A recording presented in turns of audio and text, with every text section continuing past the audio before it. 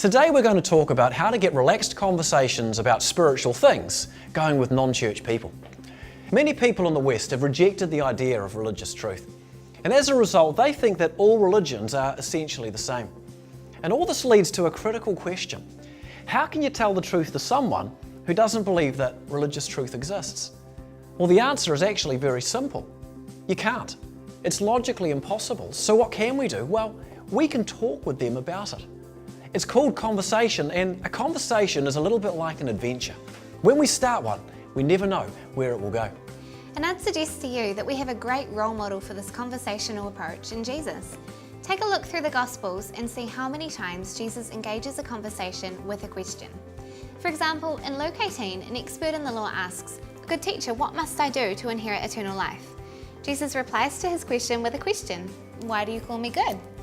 Then men try to trap Jesus by asking by what authority he does what he does. He replies, "I will also ask you a question. Tell me, John's baptism, was it from heaven or from men?" And there are many more examples like this. By asking questions, Jesus turns the question back on those who sought to criticize, while inviting others into the conversation. The key to great conversations is great questions, and as long as we have a heart to encourage others, it's a skill set we can learn. Hey guys, can I share with you 3 great questions that could help? Yeah, that'll be great, Luke. The first question is, what do you mean by that? It clarifies what a person's saying, buys us time to think, and also turns the question back on them if they've criticised. Secondly, where did you get that idea from? This further clarifies why a person believes something, which is important if we're trying to find a way to encourage them. And then thirdly, you try and help them consider a different perspective to their own.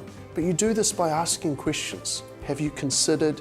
Are you aware of? That sort of stuff. For example, someone suggests... Hey, look, aren't all religions essentially the same? What do you mean the same? In what ways? Don't all religions talk about love? Where did you get that idea from?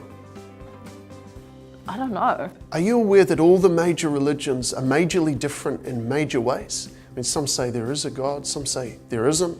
How is that the same? I don't know. You see, by asking questions, she's spoken twice and I've only asked questions. And yet this may have already opened her mind to see things in a new way. And taking time to ask questions like this is important because there can be many reasons lying behind a person's belief.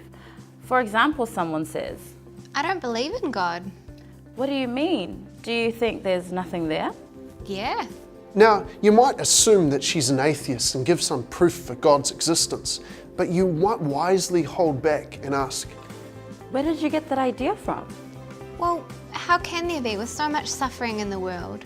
Okay, so why do you say that? and maybe she reveals that her mother died from some terrible illness and you discover that she's been bitter towards God ever since. You see, the way you'd respond to somebody who doesn't believe in God for an intellectual reason would be very different to the way you talk to somebody with grief, which is more of an emotional reason. And because you know a little of how she's thinking, you can empathize with her hurt, as well as asking if she thinks God's responsible for suffering. You see, the key to great conversations is very simply great questions. And with questions like these, it's possible to engage some truly meaningful conversations. So please, take a selfless interest in others and their views. And when you disagree, instead of disagreeing, investigate.